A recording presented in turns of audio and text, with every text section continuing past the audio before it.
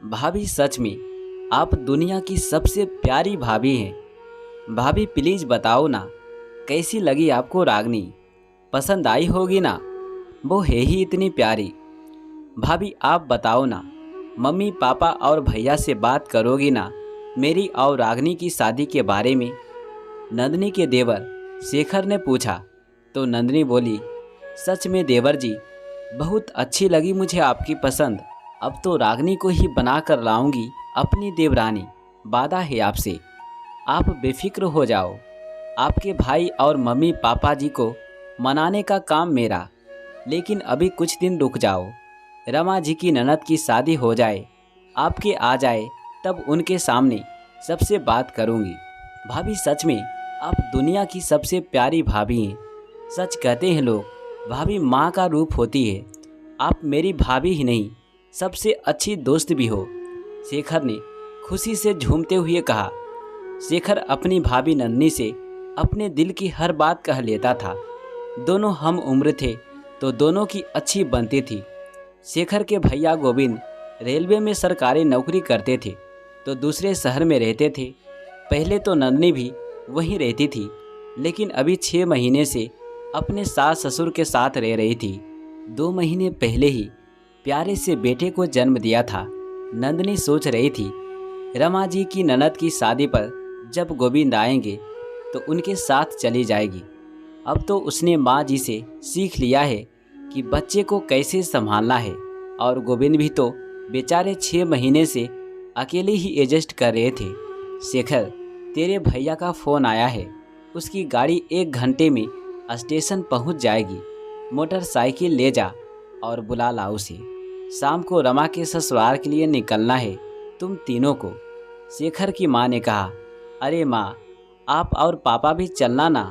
कितना कहा है दीदी की सास ने आप दोनों को लाने के लिए। अरे छोरा, दिमाग तो ठीक है, बेटी के घर का पानी भी पियो तो नर्क मिलता है। और तू अपने माँ बाप को शादी में ले जा रहा है अपनी बहन के ससुराल। नंदनी की बुआ सास अंगूरी देवी ने, अंगूरी जी पुराने ख्यालात की महिला थी, घर की सबसे बड़ी थी। घर में उनकी बात कोई नहीं टालता था। शेखर के पापा को उन्होंने ही पाल पोस कर बड़ा किया था। बहुत ही छोटे थे जब उनकी माँ का देहांत हो गया था। नंदनी तैयारी कर रही थी, शाम को ननद के यहाँ जाना था। आज उनके गोविंद की पसंद का खाना बनाया था। पूरे 1 महीने के बाद घर आ रहे थे। नंदनी बड़ी ही बेसब्री से अपने पति का इंतजार कर रही थी। शेखर को भी गए बहुत समय हो गया था। बार बार फ़ोन मिला रही थी, लेकिन दोनों में से कोई फ़ोन नहीं उठा रहा था। जैसे जैसे समय निकल रहा था, सभी घर वालों की बेचैनी बढ़ती जा रही थी। सबकी मन में अजीब अजीब ख्याल आ रहे थे। थोड़ी देर बाद एम्बुलेंस की आवाज़ आई और सब लोग दौड़कर बाहर की तरफ भागे। एम्बुलेंस में गोविंद की लाश थी। ट्रेन पूरी तरह से रुक भी नहीं पाई थी और वो जल्दी में उतर रहा था, जिसके कारण वो हादसे का शिकार हुआ। शेखर के लिए अपने भाई को इस तरह घर लाना दुनिया का सबसे कष्ट का काम था। मम्मी पापा और नंदनी तो बेसुध ही हो गए थे। नंदनी की दुनिया ही उजड़ गई थी और 2 महीने के बच्चे के सिर से पिता का साया उठ गया था। गोविंद के जाने के बाद हंसते खेलते घर में उदासी और खामोशी ने अपनी जगह बना ली थी। लापरवाह शेखर अब जिम्मेदार बेटा बन गया था। हर पल मुस्कुराती नंदनी का चेहरा अब मुरझाने लगा था। नंदनी हर वक्त गुमसुम रहने लगी थी। गोविंद को गए 6 महीने हो गए थे। नंदनी के मम्मी पापा आज उसके ससुराल आए थे। अंगूरी बुआ जी ने बुलवाया था। शेखर और नंदनी को भी वहीं बैठाया। बुआ जी ने नंदनी के पापा से कहना शुरू किया, समा जी, नंदनी आपकी बेटी ही नहीं, हमारे घर की बहू भी है। गोविंद तो चला गया, इन दोनों का साथ शायद इतना ही लिखा था ईश्वर ने। लेकिन अभी उम्र ही क्या है बेचारी की, पहाड़ जैसा जीवन अकेले कैसे काटेगी। इसलिए मेरा तो यही फैसला है कि नंदनी को उसके देवर के लिए बैठा दो। आपको सिर्फ बताने के लिए ही बुलाया गया है। 15 दिन बाद बड़ा ही शुभ मुहूर्त है। उसी दिन इन दोनों का विवाह करवा दिया जाएगा।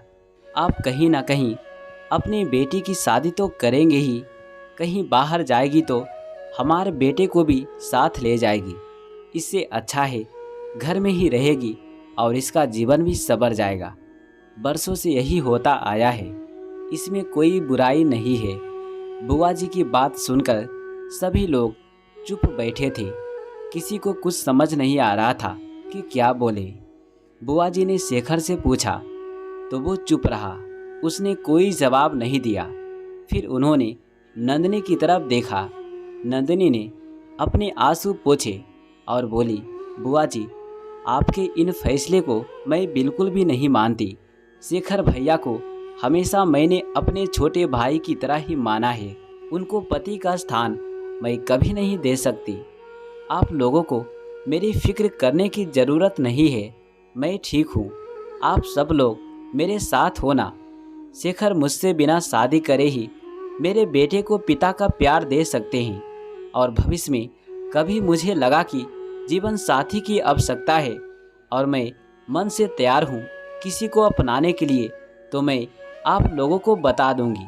फिर उसने अपने सास ससुर से कहा, मम्मी जी, पापा जी, शेखर भैया की शादी 15 दिन बाद उसी शुभ मुहूर्त में होगी, उन लड़की के साथ जिसे वो पसंद करते हैं। रागिनी नाम है उसका, इनके साथ पढ़ती है। मिली हूँ मैं उससे, बहुत ही प्यारी लड़की है।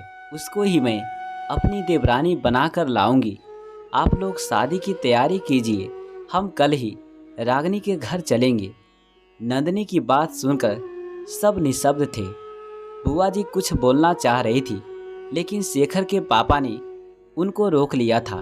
नंदिनी की मम्मी पापा को अपनी बेटी के फैसले पर गर्व हो रहा था और शेखर हाथ जोड़कर अपनी भाभी को धन्यवाद कर रहा था। नंदिनी ने आज एक सही फैसला लेकर 3 जीवन बर्बाद होने से बचा लिए थे और बरसों से चली आ रही रूढ़ धीवादीता को आगे बढ़ाने से इनकार कर दिया था। तो दोस्तों, ये कहानी कैसा लगा? मैं उम्मीद करता हूँ कि आपको ज़रूर अच्छा लगा होगा। तो प्लीज़, अगर अच्छा लगा होगा तो प्लीज़ वीडियो को लाइक, कमेंट, शेयर ज़रूर कर दें और इसी प्रकार की और भी कहानियाँ सुनने के लिए हमारे चैनल को सब्सक्राइब ज़रूर करें। चलिए मिलते हैं अगली कहानी में। Thanks for watching.